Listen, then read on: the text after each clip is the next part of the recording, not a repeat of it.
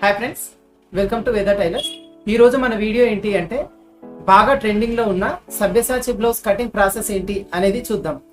ఈ సభ్యసాచి blouse cutting process కొంచెం difficult గా ఉంటుందండి, కానీ కొత్తగా నేర్చుకునే వాళ్ళకు కూడా అర్థమైపోయేలాగా ఈజీ మెథడ్ లో ఏ విధంగా కట్ చేసుకోవాలి అనేది చూద్దాం. ఈ సభ్యసాచి బ్లౌజ్ లో ఒక 2-3 ప్యాటర్న్స్ ఉన్నాయండి, కానీ నేను ఇక్కడ ఒక ప్యాటర్న్ చూపిస్తున్నాను, అది కూడా ఈజీ మెథడ్ లో చూడగానే అర్థమైపోయేలాగా. అలాగే ఈ వీడియోని మీరు మధ్యలో స్కిప్ చేయకుండా చివరి వరకు చూస్తేనే ఈ కటింగ్ ప్రాసెస్ ఏంటి అనేది అర్థమవుతుంది. ఈ వీడియో నచ్చితే లైక్ చేయండి, షేర్ చేయండి. మీరు కనుక మన ఛానల్ని ఫస్ట్ టైం చూస్తున్నట్లయితే వేదా టైలర్స్ ఛానల్ని సబ్స్క్రైబ్ చేసుకోండి. ఇప్పుడు మనం ఈ సభ్యసాచి బ్లౌజ్ కటింగ్ ప్రాసెస్ ఏంటి అనేది చూద్దాం. దీని స్టిచ్చింగ్ ప్రాసెస్ నెక్స్ట్ వీడియోలో చూపిస్తాను. ఈ సభ్యసాచి బ్లౌజ్ ప్రాసెస్లో బ్యాక్ పార్ట్ కానీ హ్యాండ్స్ కానీ చేంజెస్ ఏమి ఉండవండి. బ్యాక్ పార్ట్ హ్యాండ్స్ నార్మల్గా మనం ఏ విధంగా డీప్ నెక్ అయితే కట్ చేసుకుంటామో అదే విధంగా కట్ చేసుకోవాలి. ఆ తర్వాత బ్యాక్ పార్ట్ని వేసుకొని ఫ్రంట్ పార్ట్ ఏ విధంగా మార్కింగ్ చేసుకోవాలి అనేది చూద్దాం. ఈ విధంగా బ్యాక్ పార్ట్ని ఇలా ఉంచి చుట్టూ మార్కింగ్ చేసుకోవాలి.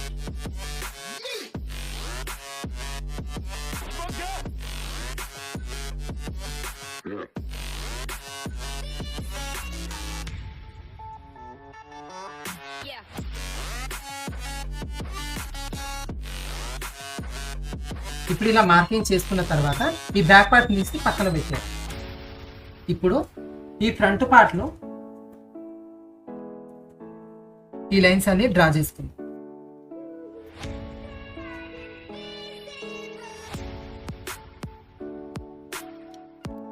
ఇక్కడ ఫ్రంట్ డీప్ ఎంత అనేది ఒకసారి చెక్ చేసుకోవాలండి. ఈ సభ్యసాచి బ్లౌజ్ అంటే ఫ్రంట్ డీప్ అలాగే ఫ్రంట్ బ్రాడ్, ఇదే ఈ బ్లౌజ్ లో హైలైట్ అండి. సో ఈ ఫ్రంట్ డీప్ ఎంత అంటే దాదాపు సభ్యసాచి బ్లౌజ్ లో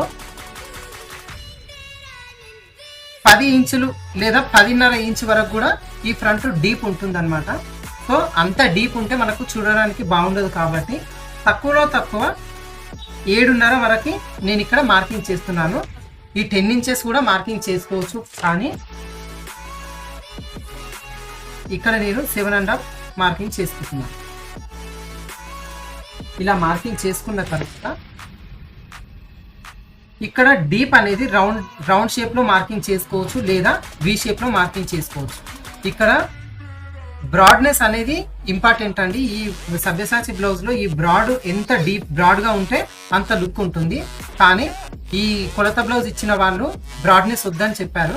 అందుకోసం ఇది బ్రాడ్నెస్ తీయకుండా జస్ట్ లీవ్ షేప్ లో నేను మార్కింగ్ చేసుకుంటున్నాను. మన ఇష్టాన్ని బట్టి ఇది బ్రాడ్నెస్ పెంచుకోవచ్చు, అలాగే దీని డీప్ 10 ఇంచెస్ వరకు కూడా మనం మార్కింగ్ చేసుకోవచ్చు. ఇక్కడ వరకు లీవ్ షేప్ లో మార్కింగ్ చేసుకున్న తర్వాత ఈ ఫ్రంట్ పార్ట్ లో లోతు తీసుకోవాలి. ఇక్కడి నుంచి ఒక 1/2 ఇంచ్ వరకు దీనిలో ఇలా లోతు తీసుకోవాలి. ఆ తర్వాత ఈ కింది వైపు నుంచి 3 ఇంచులు, అలాగే ఈ చివరి వైపున 2.5 ఇంచులు. ఈ 2 కొలతలు మార్పు ఉండదండి. ఇది 3 ఇంచులు ఉక్సులు పట్టి సైడ్, ఈ చివరి వైపున 2.5 ఇంచులకి మార్కింగ్ చేసుకోవాలి. అలాగే ఇక్కడ చెస్ట్ లెంత్ ఎంత ఉన్నది ఒకసారి చెక్ చేసుకోవాలి. ఇక్కడ చెస్ట్ లెంత్ 13.5 ఇంచులు. ఈ 13.5 ఇంచు దగ్గర ఒక లైన్ డ్రా చేసుకోవాలి. ఇలా లైన్ డ్రా చేసుకున్న తర్వాత ఇక్కడ నుంచి మెయిన్ టక్స్ కోసం మార్కింగ్ చేసుకోవాలండి. సాధారణంగా 3 టక్స్ బ్లౌజ్కి ఏ విధంగా మార్కింగ్ చేసుకుంటామో దీనికి కూడా అదే మార్కింగ్ ఉంటుందండి. ఇక్కడ చివరి నుంచి 2.5 ఇంచులు, ఈ 2.5 ఇంచుల నుంచి మరలా 2.5 ఇంచులు. ఇది మీడియం సైజ్ బ్లౌజ్ అండి, అందుకోసం నేను ఇక్కడి నుంచి ఇక్కడ 2.5 తీసుకున్నాను. మీకు చెస్ట్ లూజ్ ఎక్కువ ఉన్న వాళ్ళు ఒక 1/2 ఇంచు ఎక్స్ట్రా తీసుకోవచ్చు. ఇక్కడ మాత్రం 2.5 ఇంచులు మార్కింగ్ చేసుకున్నాను. ఇప్పుడు ఈ మార్కింగ్ నుంచి ఈ మార్కింగ్ వరకు ఒక లైన్ డ్రా చేసుకోవాలి. అలాగే ఈ మార్కింగ్ నుంచి ఈ చివరి వరకు ఒక లైన్ డ్రా చేసుకోవాలి. ఇది సాధారణంగా నార్మల్ బ్లౌజ్ 3 టక్స్ బ్లౌజ్కి ఏ విధంగా అయితే మార్కింగ్ చేసుకుంటామో అదే మార్కింగ్ ఉంటుంది. కాకపోతే ఈ ఫ్రంట్ డీప్ అనేది 7.5, 8, 9, 10 వరకు ఎంత ఉంటే అంత మన ఇష్టాన్ని బట్టి డీప్ పెంచుకోవచ్చు. ఇది ఒకటే చేంజ్ ఉంటుందండి. ఇక్కడ వరకు అయితే ఈ మార్కింగ్ చేసుకున్న తర్వాత ఈ మార్కింగ్ చేసుకున్న ఈ పీస్ వరకు కట్ చేసుకుందాం.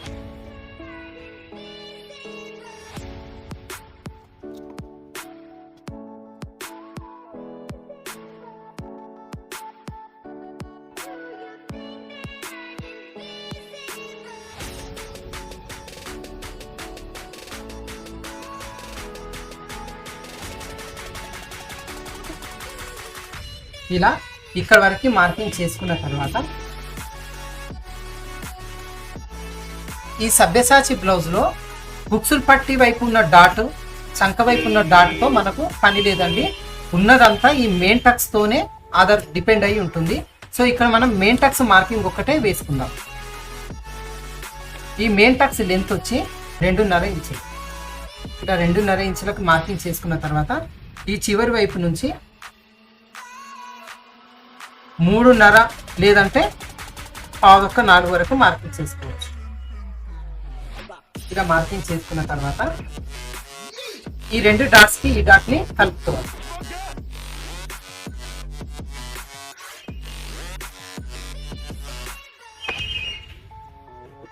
ఈ విధంగా మార్కింగ్ చేసుకున్న తర్వాత ఇప్పుడు సభ్యసాచి బ్లౌజ్ ప్యాటర్న్ అనేది ఇక్కడే రెడీ అవుతుందండి.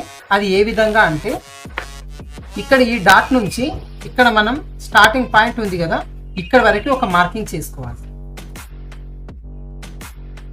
అలాగే ఈ చంక వైపున మనం డాట్ వేస్తాం కదా, అక్కడ ఒక మార్కింగ్ చేసుకొని ఇక్కడ నుంచి ఇక్కడ యూ షేప్ లో డ్రా చేసుకోవాలి.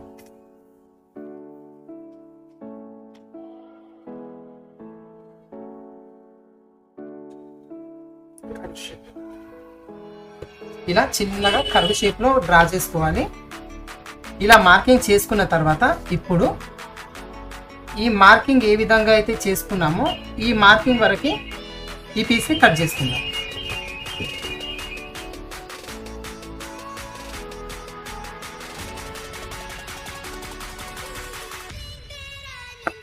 ఇలా కట్ చేసుకున్న తర్వాత ఈ పీస్ తో ఇంకా మనకు పని లేదండి, దీన్ని పక్కన పెట్టేద్దాం. ఇప్పుడు ఇక్కడ ఈ సభ్యసాచి బ్లౌజ్ లో ఈ మెయిన్ టక్స్ ఉండదు. అసలు ఈ బ్లౌజ్ లో టక్స్లు అనేవే ఉండవు. ఈ మెయిన్ టక్స్ ని మనం ఎగరగొట్టేయాలి. దానికోసం ఇక్కడ ఈ డాట్ ఉంది కదా, ఇక్కడ కట్ చేసుకోవాలి. ఇలా కట్ చేసుకున్న తర్వాత దీన్ని ఈ డాట్ వరకు ఇలా చేంజ్ చేసుకోవాలి. చూస్తున్నారు కదా, ఇందులో చేంజెస్ ఏమి ఉండవండి. ఇక్కడ మనం మెయిన్ డాట్ అయితే ఈ మెయిన్ డాట్ కి మార్కింగ్ చేసుకున్నాం కదా, ఈ డాట్ ఇక్కడ చిన్న కటింగ్ చేసుకొని దీన్ని ఇక్కడ ఈ డాట్ కి ఈ విధంగా కలుపుకోవాలి. ఇలా పెట్టి ఇక్కడ ఒక చిన్న టేప్ వేసుకుందాం. ఒక చిన్న టేప్ వేసుకోవాలి. ఆ తర్వాత ఇక్కడ వెనకాల ఉంది కదా, దీన్ని కట్ చేసుకుందాం. ఇంకా మనకు దీంతో పని లేదు. ఈ పీస్ ని తీసేసి ఇక్కడ వరకు మార్కింగ్ చేసుకున్న తర్వాత ఇక్కడ జాయింట్ చేసే వైపు ఇక్కడ కొంచెం కర్వ్ షేప్ లో ఇలా చిన్న పీస్ ని కట్ చేసుకోవాలండి. ఇప్పుడు క్రాస్ బెల్ట్ ఏ విధంగా మార్కింగ్ చేసుకోవాలి అనేది చూద్దాం. ముందుగా మనం తీసుకున్న ఈ బ్యాక్ పార్ట్ పొడవు ఎంత అనేది ఒకసారి ఇక్కడ మార్కింగ్ చేసుకోవాలి.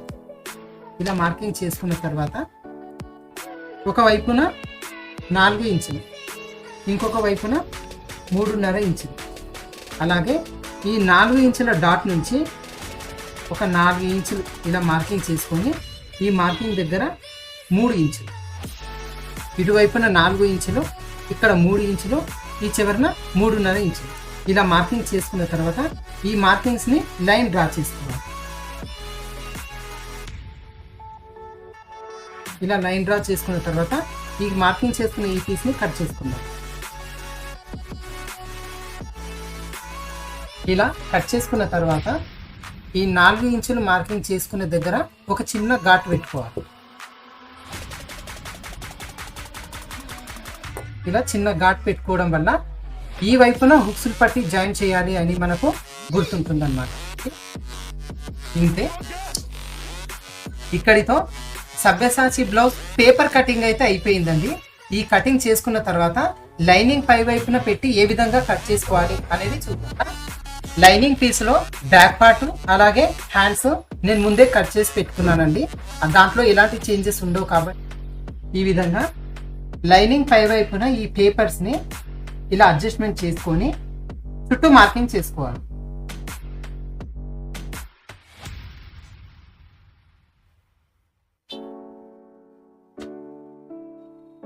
ఇక్కడ వరకు మార్కింగ్ చేసుకున్న తర్వాత ఈ కర్వ్ షేప్ ఎక్కడైతే ఉందో ఇక్కడ ఖర్చు కోసం ఒక 1/2 ఇంచ్ ఎక్స్ట్రా తీసుకోవాలి. ఈ విధంగా 1/2 ఇంచ్ ఎక్స్ట్రా తీసుకోవాలి. అలాగే ఇక్కడ ఈ పార్ట్ లో కూడా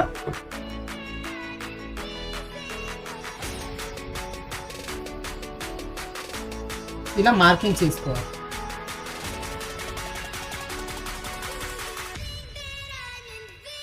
ఇలా మార్కింగ్ చేసుకున్న తర్వాత ఇక్కడ ఈ రౌండ్ తిరిగే ఇక్కడ కూడా మనం 1/2 ఇంచ్ ఎక్స్ట్రా మార్కింగ్ చేసుకోవాలి. ఇలా ఇక్కడ 1/2 ఇంచ్ ఎక్స్ట్రా మార్కింగ్ చేసుకున్న తర్వాత ఈ మార్కింగ్ చేసుకున్న ఈ పీస్ని కట్ చేసుకోవాలి.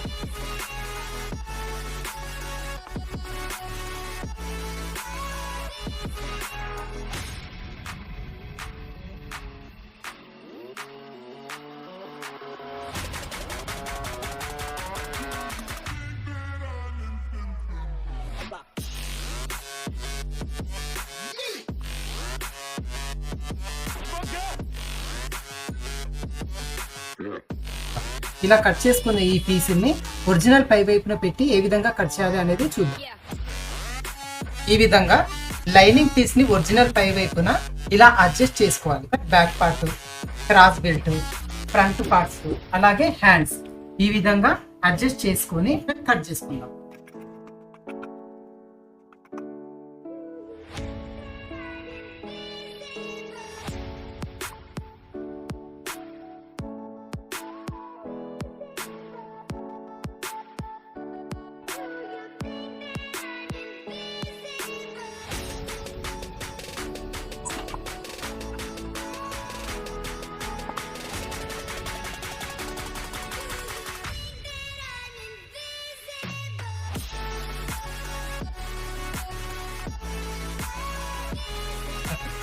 ఈ విధంగా back part, front part, hands, shape belt ఇలా కట్ చేసుకున్న తర్వాత దీని స్టిచ్చింగ్ ప్రాసెస్ ఏంటనేది రేపటి వీడియోలో చూద్దాం. Thanks for watching.